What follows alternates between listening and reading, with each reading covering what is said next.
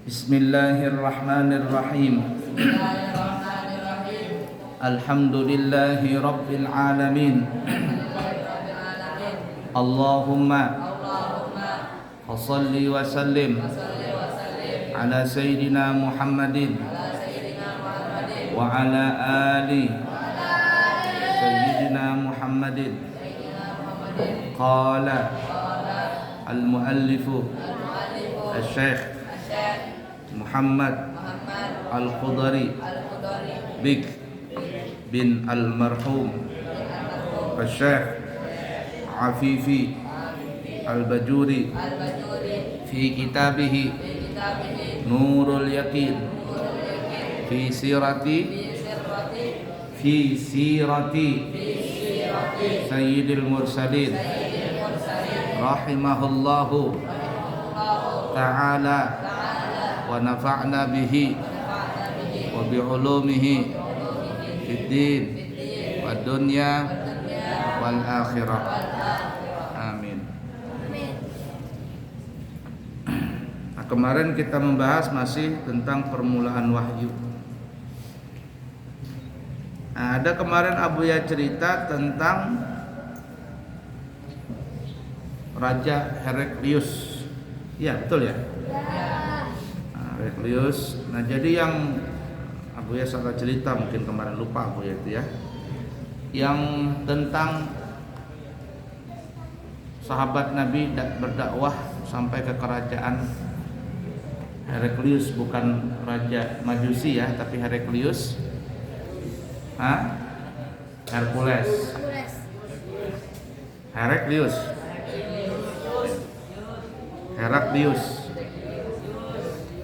Kalau orang kita di film namanya Hercules. Itu yang sahabat datang ke sana berdakwah, kemudian Heraklius ini tidak juga menerima Islam, tetapi dia mengetahui bahwa Nabi kita itu adalah Nabi Muhammad.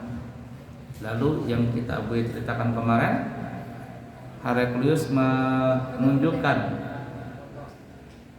5 patung, 5 lukisan, 14 lukisan nabi-nabi. Banyak itu, ada 14 nabi dalam cerita itu. Tapi yang terakhir ada salah satu, maksudnya yang ditampaikan adalah lukisan Nabi Muhammad SAW. Para sahabat kaget, lah ini kan Nabi Muhammad kok ada di sini. Heraklius mengatakan, lah inilah Nabi Muhammad. Tapi karena Heraklius tadi, karena dia raja, takut dengan jabatannya, dan daripada akhirnya dia tidak masuk ke agama Islam. Nah, lain Raja Persia. Kalau Raja Persia itu merobek surat dari Nabi Muhammad SAW untuk ngajak masuk Islam. Akhirnya dengan gara-gara dia merobek itu, maka Raja Persia tadi pun, Persia, kerajaannya dihancurkan oleh Allah Ta'ala. Persia. Zaman dulu namanya Persia, tapi sekarang ini masuk daerah Iran. Makanya disitulah Iran timbul orang-orang Syiah. Syiah, karena di zaman Sayyidina Umar Persia ini ditaklukkan, sehingga orang Persia itu marah sekali dengan Sayyidina Umar, dan ya sekarang itu masuk daerah Iran, benci dengan Sayyidina Umar orang-orang Iran itu, karena di situ kerajaan Persia waktu zaman dulu. Lain Heraklius itu di mana? Di Romawi. Ya, Romawi. Nah, katanya benar atau tidaknya, karena ada fotonya Nabi itu, wallahu a'lam benar atau tidaknya, foto 14 Nabi itu, lukisan 14 Nabi itu, atau patung 14 Nabi itu masih tersimpan. Disimpan dah di mana? Karena itu aset daripada kerajaan Romawi, itu tersimpan. Ada yang mengatakan tuh di bawah Vatikan, di dalam Vatikan situ atau apa, Allah a'lam. Hanya Allah yang Maha tahu hakikat itu semuanya. Cuman cerita itu benar adanya, Raja Heraklius ini menampaikan 14 lukisan para nabi.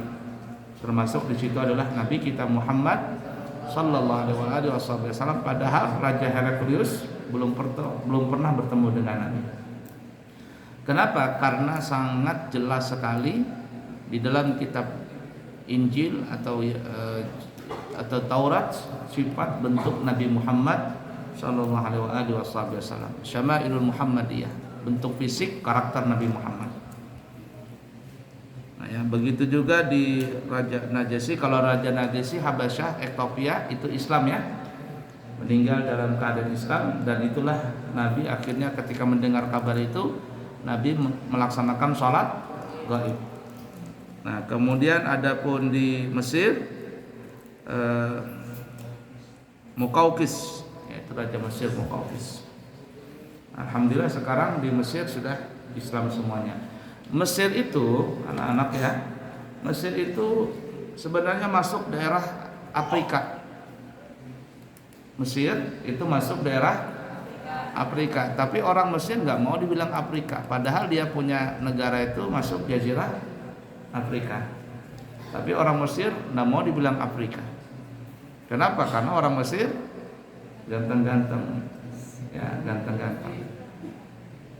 Ya, benar tidaknya wallahu alam.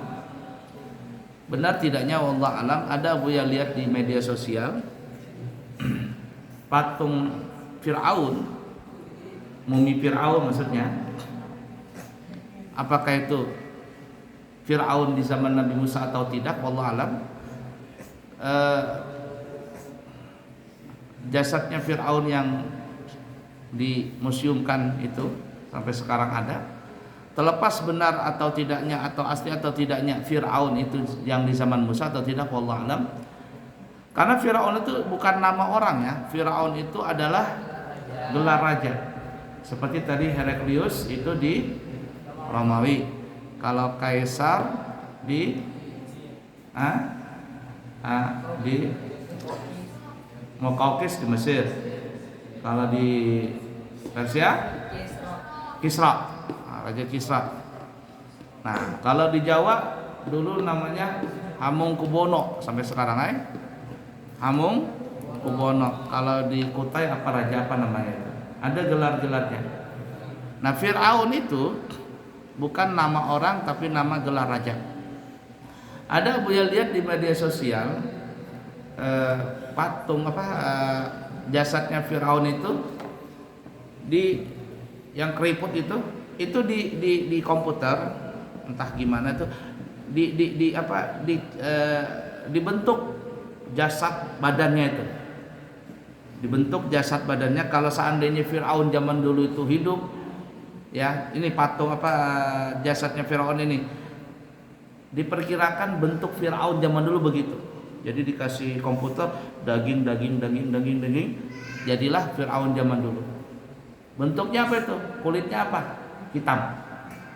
Kulitnya kulit hitam. Termasuk kalau yang di film itu apa namanya? Yang paling cantik katanya putri di Mesir apa namanya? Cleopatra. Entah siapa Cleopatra itu, cuman kan istilah mereka Cleopatra. Dalam agama kita apa? Wallahu alam. Karena banyak ya Fir'aun tuh. Banyak Fir'aun itu. Nah, itu Buya lihat ketika dia bikin ilustrasi bentuk seperti itu, kulitnya Fir'aun itu adalah warnanya hitam. Hitam. Ya. Tapi itu hitam aneh sih. Ya. Nah, kenapa? Karena Afrika itu karena Mesir itu masuk negara Afrika. Tapi orang Mesir sekarang nggak mau dibilang Afrika. Nah, karena bahasanya bahasa Arab, padahal jazirahnya masuk daerah Afrika. Sama juga dengan Turki itu. Turki itu separohnya Asia, separohnya Eropa. Istanbul itu separohnya Asia, separohnya Eropa. Dia cuma laut saja. Laut apa namanya? Lupa Abu ya namanya itu. Sangat indah Turki itu.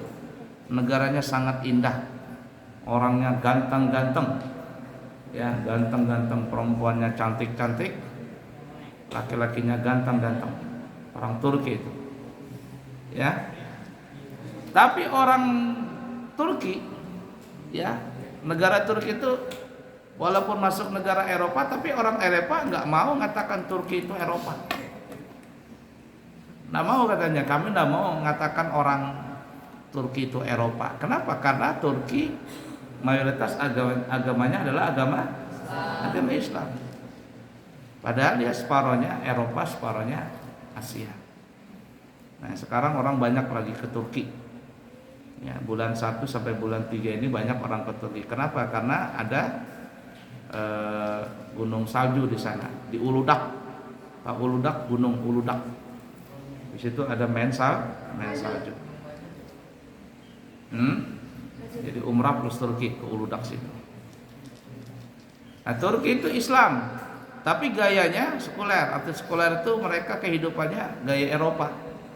Jarang kita lihat orang pakai gamis, itu jarang, apalagi pakai sarung, nggak ada. Ya, di Mesir jangan kamu kalau ke Mesir jangan pakai sarung. Ya, ke Mesir itu lah.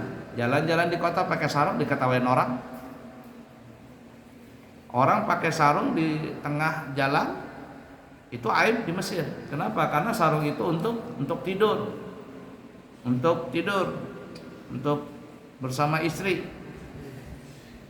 Nah, di sana pakai gamis, lain di Yaman. Kalau di Yaman pakai sarung enggak apa-apa. Orang Yaman suka pakai sarung. Terutama di Hadramaut. Makanya kalau ada orang-orang yang berangkat ke Hadramaut, entar lagi orang banyak ke Hadramaut karena ada ziarah Nabi Hud di sana bulan Sya'ban nanti. Itu banyak sekali tamu-tamu dari Indonesia membawa sarung. Kadang dia berkoper-koper bawa sarung. Untuk apa? Untuk dibagikan hadiah kepada para habaib sana, guru-guru. Jadi tamu dikasih sarung. Kalau orang Kalimantan bawa cincin, kasih cincin ke habib-habib. Nah, senang di sana. Orang sana pakai sarung. Ya kayak kita, istilah kita, lain ladang, lain belalang. Nah, kita orang Indonesia ini, ada yang suka pakai sarung, ada yang pakai gamis, boleh-boleh saja. Nah, jadi Turki walaupun negaranya masuk Eropa, tapi orang-orang Eropa nggak mau mengatakan itu Eropa. Walaupun kebudayaan orang-orang Turki banyak lari ke Eropa, dari segi makanan, dari segi gaya, dari segi mobil itu Eropa semua. Mercy, BMW, apalagi itu macam-macam. Toyota jarang sekali, Toyota. Semuanya mobil Eropa semua. Ford, Renault mana ada sana. Apalagi Alia, nggak ada. Ya, nah alat ular seperti itu di Eropa. Di mana? Di Turki tadi. Mobilnya serba merek Eropa semua, Mercy, BMW, ya. Tesla wallah ada nggak bedanya sana. Pokoknya merek Eropa semua. Nah, jadi walaupun Turki itu masuk negara Eropa, tapi orang-orang pun tidak mau mengatakan Turki itu Eropa. Kenapa? Karena mereka sinis dengan agama Islamnya. Begitu juga orang Mesir, walaupun negara Mesir itu masuk Afrika, tapi orang Mesir kami nggak mau Afrika. Kenapa? Karena orang Mesir ganteng-ganteng, putih-putih, cantik-cantik, besar-besar, sedangkan orang Afrika melotong-melotong. Tahu melotong? Antara rambut dengan dahi itu sama warnanya. Dahi sama rambut sama warnanya. Kalau Dwi kesana paling ganteng Dwi.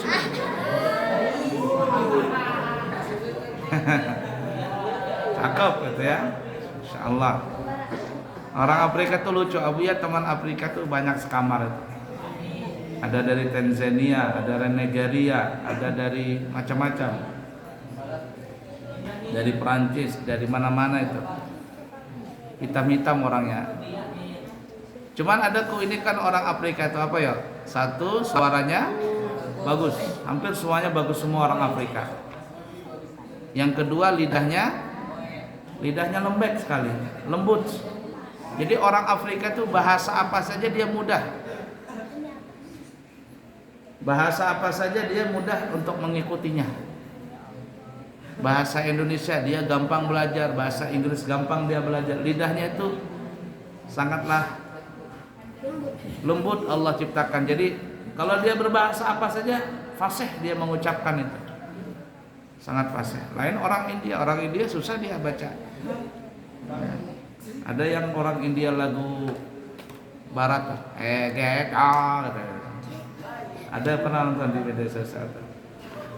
Kalau kulihat seperti itu. Baiklah ya, jadi yang Abu ya cerita kemarin bukan Raja